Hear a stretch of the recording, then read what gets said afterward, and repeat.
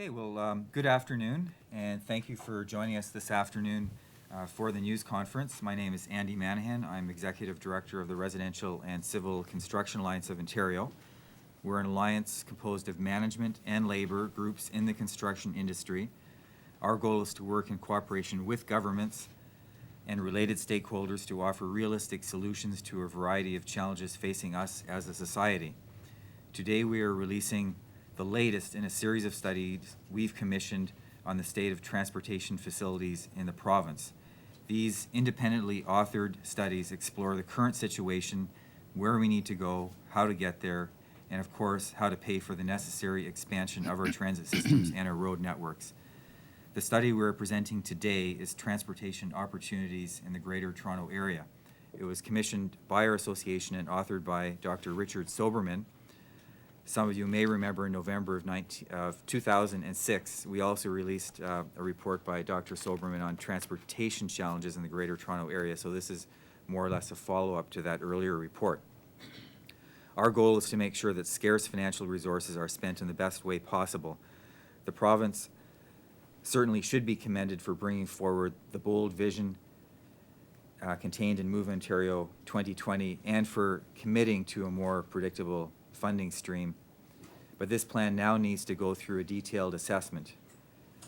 We hope this report helps in that regard, and we would also encourage Metrolinx to consider the major recommendations contained in this report as it develops a regional transportation plan over the next few months. So I will now turn it over to Dr. Richard Soberman. Thank you. Thanks, Andy. I'm just going to run through a very brief presentation that describes what we did in the study and what the major findings were, and then I'll certainly be happy to entertain any questions. Essentially, what we did was we took some background work, the provincial growth policy known as Places to Grow. We took some of the significant announcements that were made during 2007, and in particular the announcements by the City of Toronto regarding Toronto Transit City, which is an LRT network for the entire city, and Move Ontario 2020, which is a very bold plan to provide $11.5 billion of provincial money to fund transit improvements in the entire GTA over the next 12 years or so, hopefully with some supplementary funds from the federal government to the tune of about $6 billion. And recognizing that these plans are basically conceptual, they're driven largely by the body politic, which is responding to the general view in the city and the GTA that we're suffering from tremendous gridlock, and try to basically fine-tune some of those proposals and say, well, you know, there are 52 projects in Move Ontario 2020. Here are 4 or 5 initiatives that we think you ought to begin with, and in the process we've done some fine-tuning of some of these proposals as they exist. And then lastly, there is the issue of how you're going to pay for this. Well, we know that some of the money is forthcoming from the provincial government under Move Ontario 2020, and we've suggested some other options as well. So in terms of the physical opportunities, I want to deal with, I think, 4 or 5 here, and the first one is actually a part of the Toronto Transit City plan to construct a light rail transit line from the terminal of the existing Sheppard subway east into Scarborough to about Morningside Drive. The second is to continue that LRT through the existing Sheppard subway, and I'll tell you why in a minute, to provide a continuous transfer-free service to the Yonge subway, and then to go a step further and extend it along Sheppard so that it basically ties in with the Spadina subway. And one of those announcements involved extending the Spadina subway up to York University and the Vaughan Corporate Center. Again, picking up on the Toronto Transit City plan, which saw an east-west light rail transit line across the northern latitudes. We then said you could take this up Dufferin Street, where we already have plenty of right-of-way to put in an LRT service. They're now used for HOV or reserved bus lanes, and then extend it to the city boundary, either on Finch Avenue, which has some advantages, or through the Finch Hydro Corridor, which has some advantages. So that was fundamentally our number one project, not necessarily in order of priority. second thing that we looked at and made some comments on and recommended was part of Move Ontario 2020, which is to extend the Yonge subway north up to approximately Langstaff or Highway 7.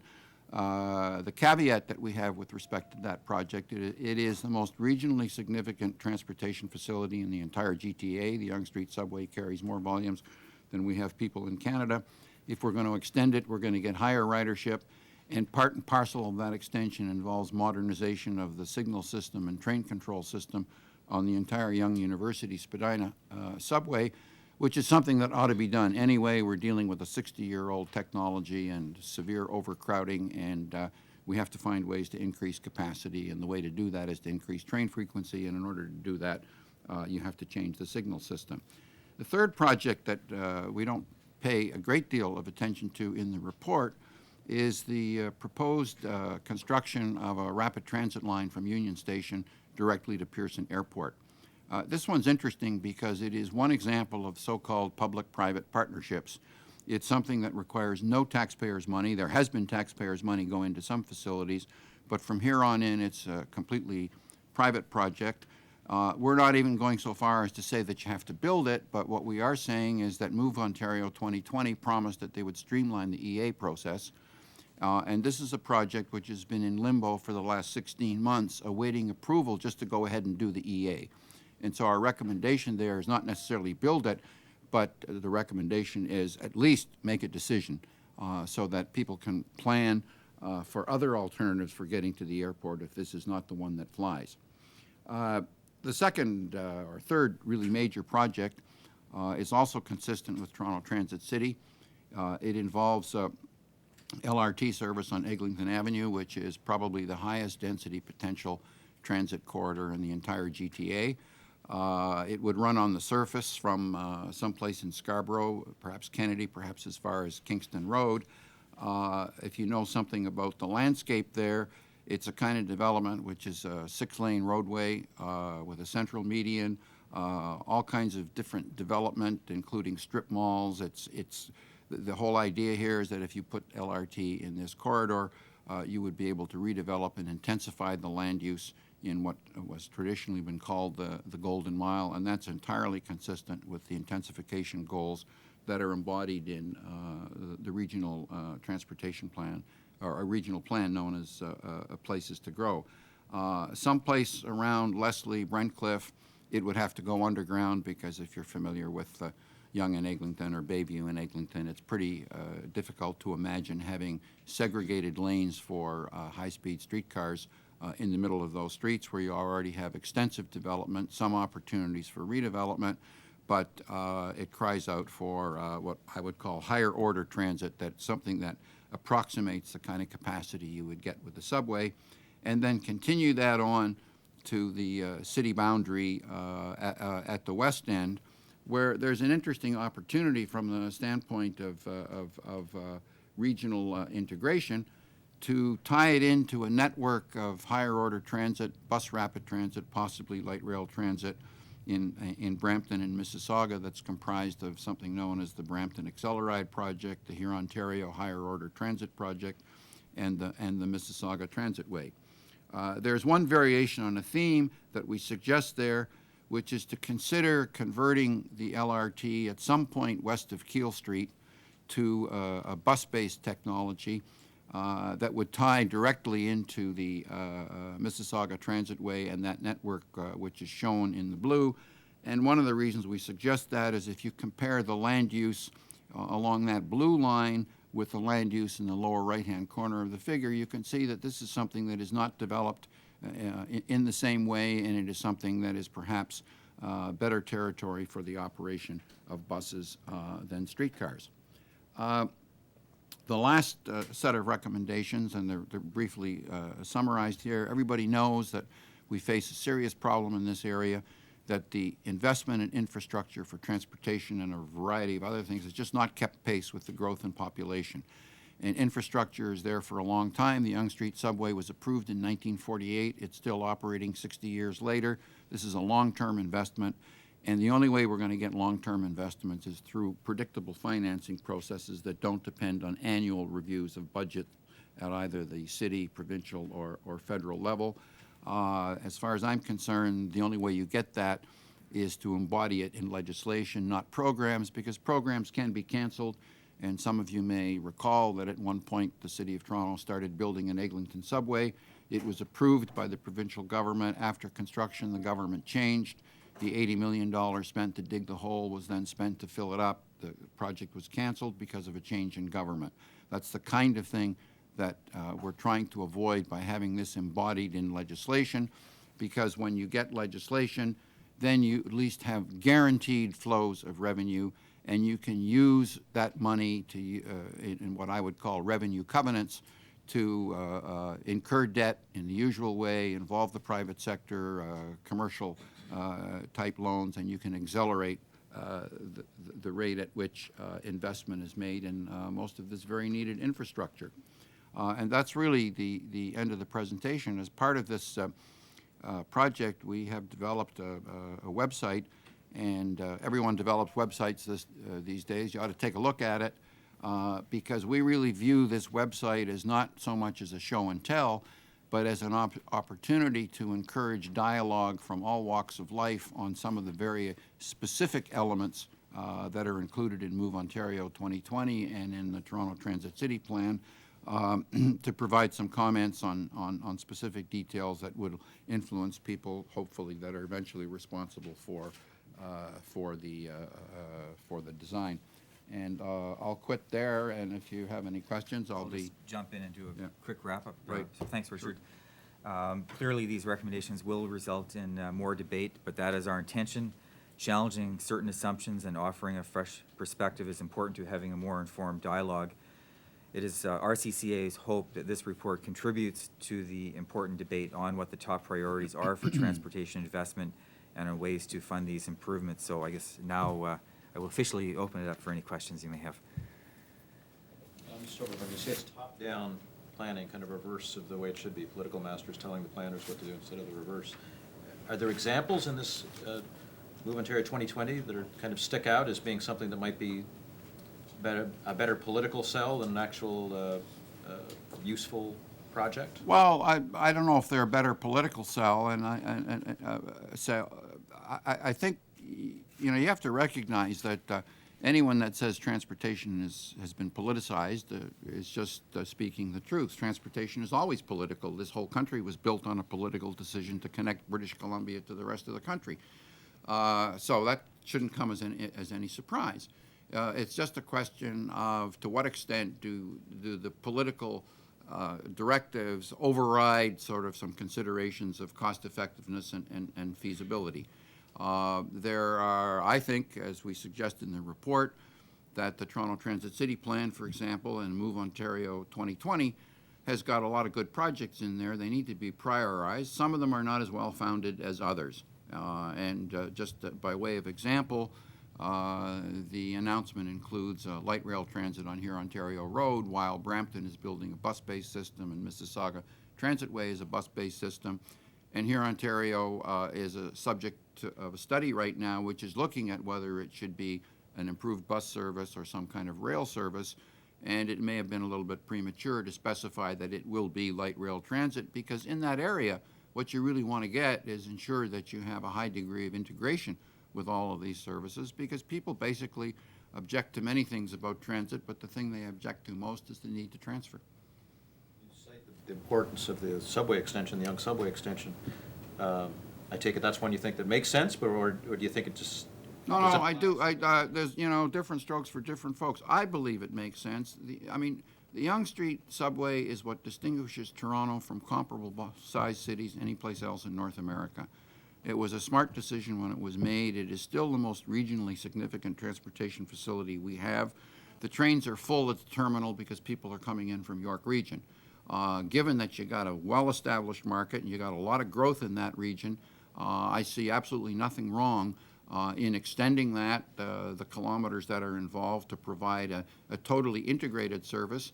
And in fact, that will be one of Metrolinx's jobs, which is to say, okay, how do we overcome the fact that there are jurisdictional boundaries, but they have nothing to do with the way in which people travel, so that someone in York Region can have a seamless trip to and from the City of Toronto, and vice versa, because there are a lot of people from the City of Toronto going into York Region for the journey to work and other purposes.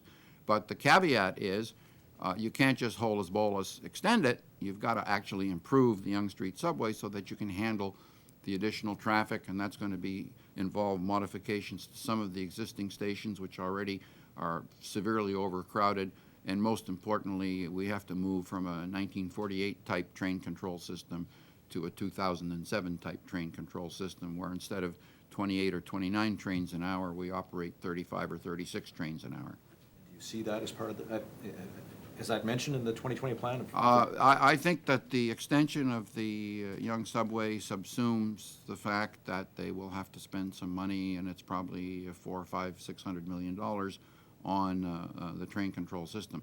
But that buys you an awful lot of capacity. I mean, another 6, 7 trains an hour is another 6,000, 7,000 people an hour. That's pretty significant. Can you elaborate a little bit on what exactly you're recommending for the Sheppard subway line and why? The Sheppard subway line will be the one that is going to be the most contentious in terms of the actual agencies that have responsibility. Historically, there was an issue when the Sheppard subway was being built as to whether there was going to be enough money to put in any of the fixed plant, like track and stations and rolling stock. And that's where the idea emerged that you could actually run light rail transit, which is basically high-speed streetcar service, through the tunnel.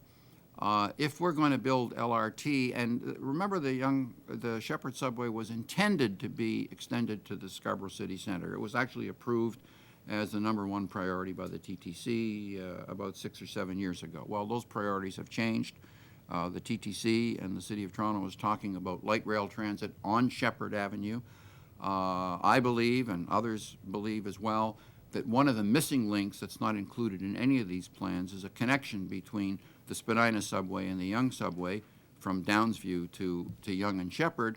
And from the standpoint of regional mobility, it would be nice to have a continuous service that ran from eastern Scarborough, which has the highest per capita riding for transit of any area in the City of Toronto. And instead of forcing people to change at Don Mills and then ride another 4.5 kilometers and change again, that we provide one continuous service, including going through the tunnel. Now, there are some engineering difficulties, but they're not difficulties that can't be overcome if you're prepared to do that. There's certainly no loss with respect to the subway cars because they can be used on any of the other subway extensions. Can I ask about, there's a line in the release here where you talk about the fact that the population of the GTA has grown much faster than people's desire to take up being the transit rider. Right. You say there've got to be some other solutions besides just expanding transit. What in your mind are the other solutions? Well, in the earlier report we released, we said, you know, we put a lot of emphasis on transit, but it is not the silver bullet. There are still some needs that cannot be adequately accommodated by transit alone.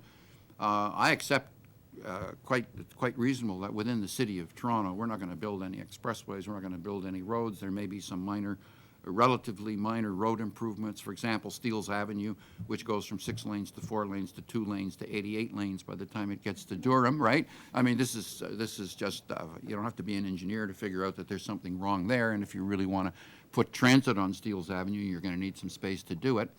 I'm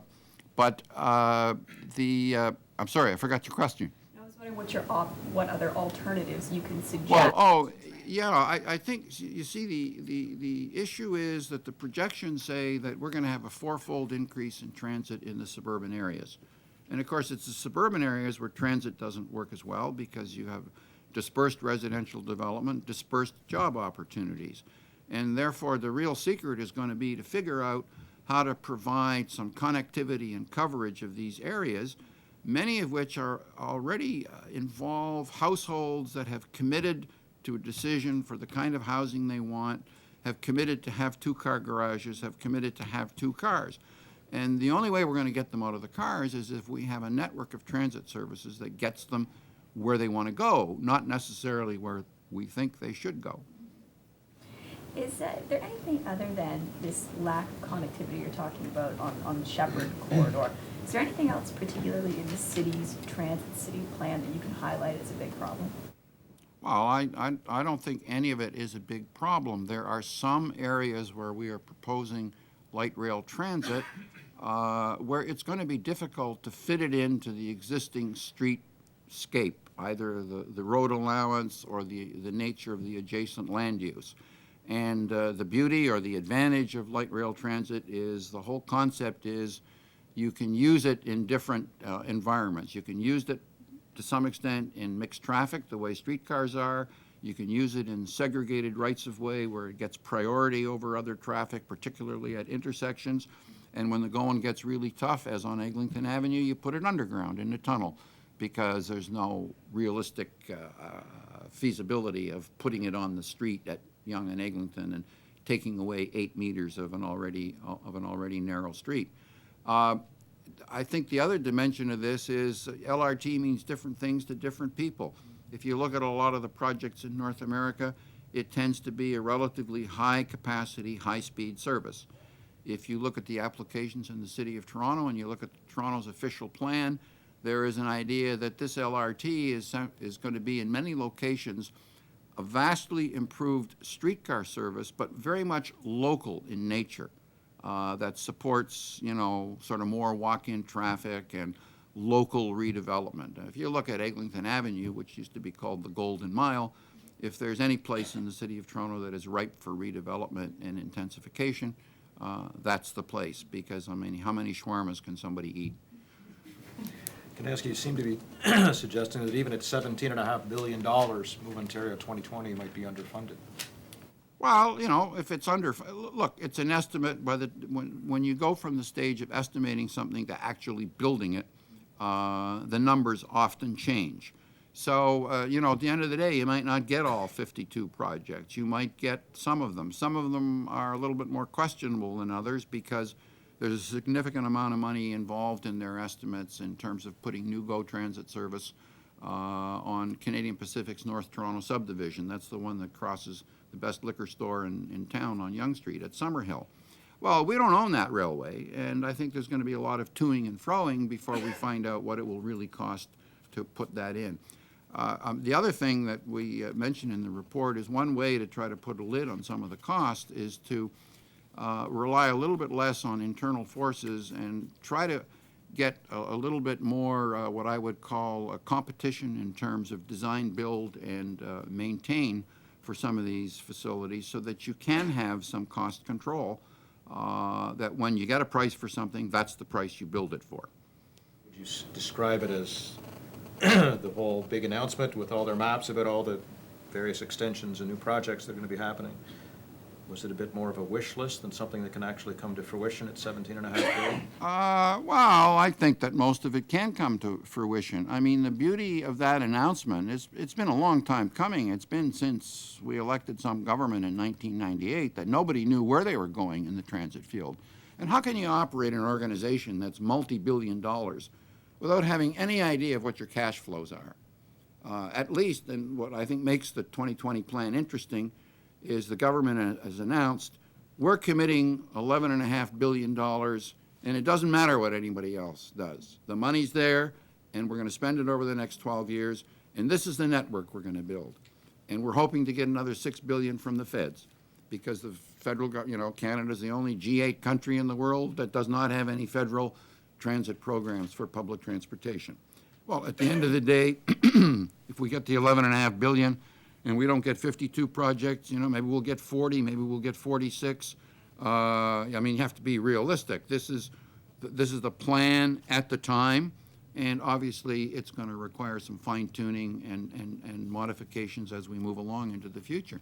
12 years, things could change.